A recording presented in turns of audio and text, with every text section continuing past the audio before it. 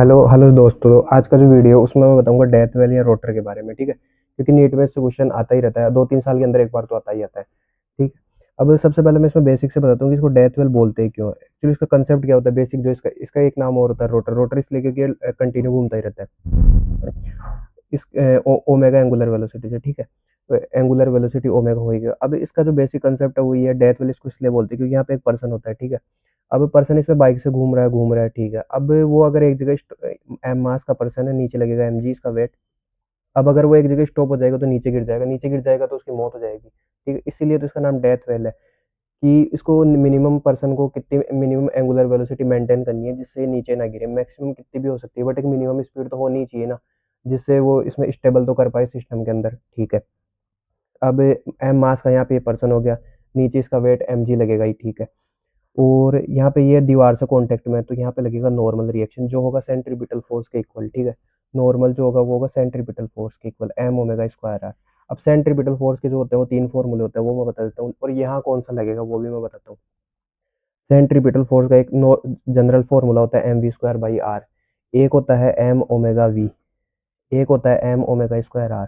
ठीक है, लेकिन यहाँ पे कौन सा फॉर्मूला लगेगा, एक तो वो जिसमें रेडियस इसकी कुएं की। ठीक है, एक पर्सन का मास आई गया और एक ओमेगा एंगुलर वेलोसिटी फाइंड करनी है, तो ये वाला फॉर्मूला यहाँ पे काम आएगा। ठीक, अब इसका जो कॉन्सेप्ट है वो मैं बताता हूँ। नीचे इस पे एम जी लग रहा है है ना, और ऊपर इस पे लगेगा फ्रिक्शन फोर्स। एफ लिमिटिंग कर देता हूँ मैं इसको, एफ लिमिटिंग।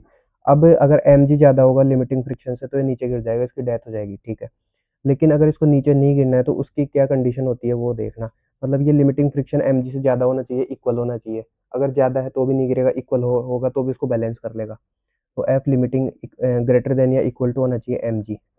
ठीक है, लिमिटिंग फ्रिक्शन क्या होता है, म्यू इंटू एन, ये होगा एम इंटू जी। म्यू ऐसे कैसे आ गया, एन जो होता है वो मैंने बता ही दिया, सेंट्रीपिटल फोर्स का काम करेगा यहाँ पे एम ओमेगा स्क्वायर आर, तो एम ओमेगा स्क्वायर आर। ठीक है, एम जी, एम से एम कैंसिल, ओमेगा स्क्वायर क्या आ जाएगा यहाँ से, g upon mu into are.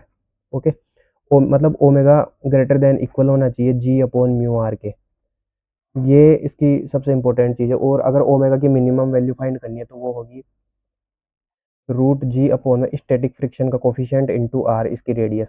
ठीक है, बाकी काम की बात इसके अंदर एक तो ये है, ये कंसेप्ट पता होना चाहिए, इसी पे क्वेश्चन आता है, और एक इस पर डायरेक्ट फॉर्मूला बेस्ड क्वेश्चन आता है। इसके अलावा डेथ रोटर में कुछ नहीं है, यही सारा बेसिक बातें हैं जो मैंने बताई दी इस वीडियो में। इसके अलावा इसमें पढ़ने के लिए कुछ और है नहीं। ओके, तो बाकी मैं और भी ऐसे वीडियोस और ट्रिक्स और भी अपलोड करूंगा नीट के लिए। पूरा चैप्टर मैं कंप्लीट तो नहीं पढ़ाऊंगा, लेकिन जो टिप्स और ट्रिक्स होती है वो सारी चीज़ें मैं अपलोड कर दूंगा। ठीक है, मिलते हैं अगले वीडियो में।